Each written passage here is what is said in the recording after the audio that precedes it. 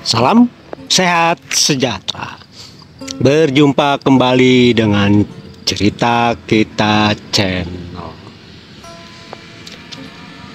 Kisahnya masih menceritakan kesimpulan-kesimpulan di obrolan kami berempat. Biasa, saya sendiri, Mang Kadil, Mang Yadi, juga Pak Iksan, sambil menikmati serupat-seruputnya wedang kopi, sambil menikmati kelepas-kelepusnya wudhu. Kami ngobrol, kami ngawangkong, kami bercerita seputaran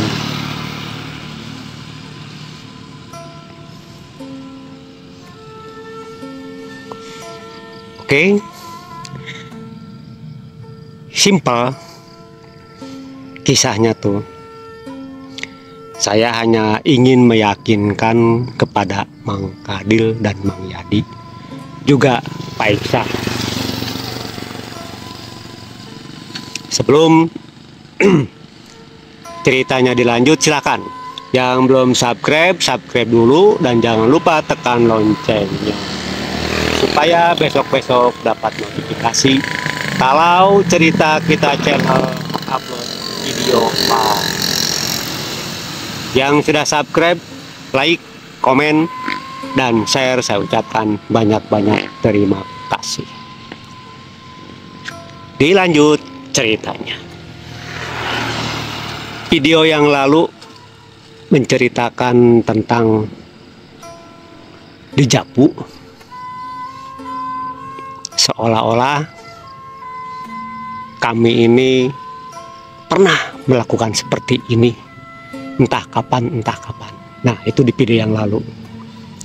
Di video yang sekarang cuman ingin meyakinkan kepada beliau-beliau, jangan sampai ada keraguan lagi, jangan sampai ada kebimbangan lagi.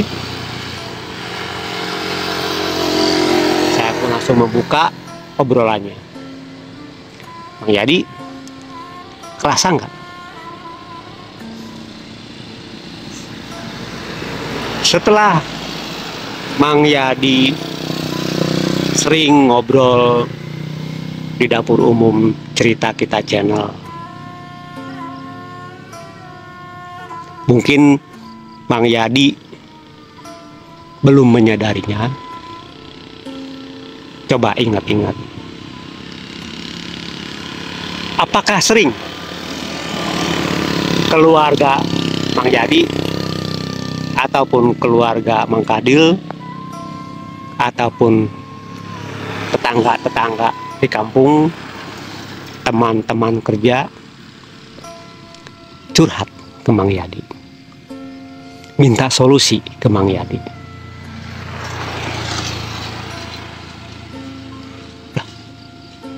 Iya sih, saya baru nyadar, sampai bos saya sendiri pun perasaan sering curhat.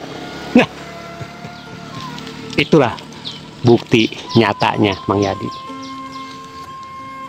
Bukti nyata orang yang setingkat bosnya Mang Yadi sendiri, kenapa curhat ke Mang Yadi? Padahal Mang Yadi kan dibayar oleh beliau, Mang Yadi digaji oleh beliau, tapi kenapa justru beliau yang curhat? Iya ya, pikir-pikir ya, dia kan bos. Nah, pasti Mang Kadil pun sama seperti itu. Mang Kadil punya bos, pasti Pak Iksan pun sama seperti itu. Iya, beneran. Itulah tanda-tanda, ciri-ciri yang tanpa kita sadari dan kita pun jarang menyadari, bahwa Mang Kadil, Mang Yadi, Pak Iksan adalah pilihan dari semesta. Semesta sudah memilih Mang Yadi Semesta sudah memilih Mang Kadil, semesta pun sudah memilih Pak Iksan untuk menjadi wadah tempat curhatnya orang-orang di sekitar. Entah itu tua, entah itu muda, entah itu pria, entah itu wanita, gak pandang.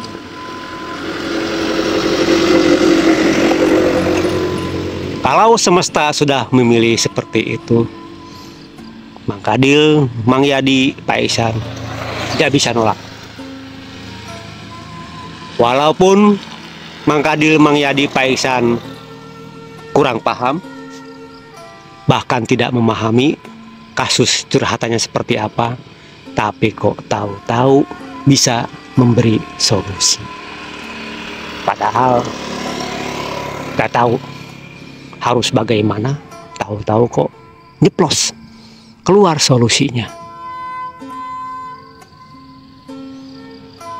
Nah, gimana tuh Mang Yadi, Mang Kadil, Pak Iksan? Pernah nggak punya perasaan seperti itu? Gak tahu permasalahannya, gak tahu jalan keluarnya, tahu-tahu kok Mang Kadil, Mang Yadi, Pak Iksan ngasih solusi. Begitu solusi tersebut dijalani oleh orang yang curhat, selang beberapa hari datang lagi berterima kasih.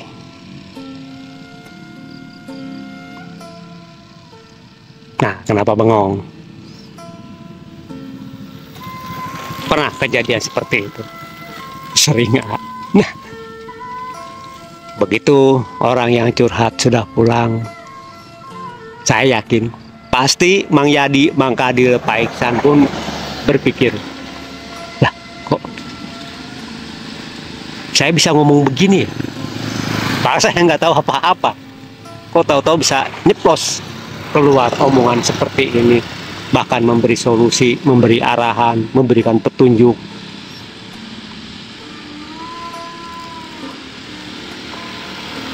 Siapakah yang ngasih solusi tersebut? Nah, saya buka ya Mang Yadi, Mang Kadil, Pak Iksan. Sebelum saya buka, silakan saya ingatkan kembali yang belum subscribe, silakan subscribe dulu dan jangan lupa tekan loncengnya. Yang sudah subscribe, like, komen, dan share, saya ucapkan banyak-banyak terima kasih. Begini Pak Iksan, Mang Yadi, Mang Kadil. Orang curhat,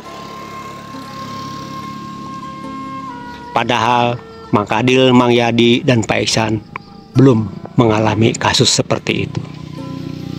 Tapi kok tahu-tahu bisa memberikan solusi. Kalau sudah mengalami itu wajar, berarti menceritakan, mengisahkan pengalaman. Ini belum pernah merasakan, belum pernah ngalamin, tahu-tahu kok seperti ini. Inilah ujian dari semesta untuk kita semua. Jika kita sudah memberikan solusi kepada orang-orang di sekitar, terus kita merasa bangga, terus diri kita merasa, wah saya ini hebat, saya ini sakti, bisa memberikan petunjuk kepada orang. Nah, disitulah awal-awal kehancuran Mang Yadi, Mang Kadil, dan Pak Iksan. Perlahan, semesta pun mulai menjauhi Mang Yadi, Mang Kadil, dan Pak Iksan. Tapi jika kita sadar dan menyadari siapakah yang memberi petunjuk ini, yang memberi solusi ini, terus berpikir sampai ketemu jawabannya. Menurut pengalaman saya pribadi, jawabannya seperti ini. Mang Kadil, Mang Yadi, Pak Iksan. Oh, saya diberi petunjuk seperti ini. Padahal saya pun belum paham, saya pun belum mengalami, saya pun belum merasakan, saya pun belum menjalani. Pasti ini suatu saat saya akan mengalami seperti ini. Jika suatu saat saya mengalami seperti ini, berarti solusinya harus seperti ini. Nah, disitulah semesta memberikan petunjuk, mengkaruniakan konsep dasar kepada diri kita melalui mulut kita, ucapan kita kepada orang lain, dan kita pun mendengar.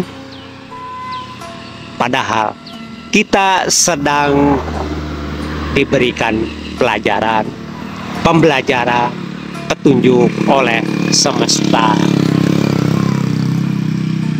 Bukan kita yang menggurui orang-orang di sekitar, tetapi sama-sama belajar. Kita belajar dari semesta, orang di sekitar belajar dari ucapan kita. Nah, itu.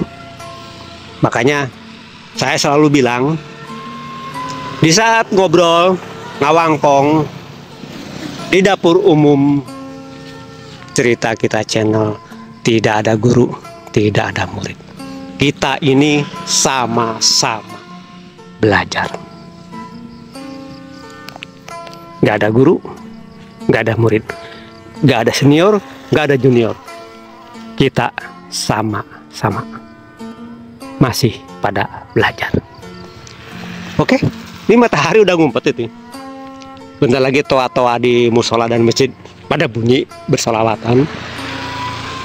Saya hanya bisa berucap, semoga kita semua senantiasa dikaruniai oleh Tuhan yang Maha segala-galanya, yaitu kekuatan, kesanggupan, dan kemampuan untuk menjalani hidup dan kehidupan di alam jagat raya Pramudita ini sesuai dengan kodratnya masing-masing, untuk selalu sadar dan menyadari bahwa kita selalu belajar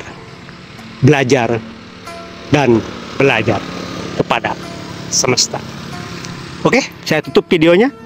Salam sehat sejahtera untuk kita semua.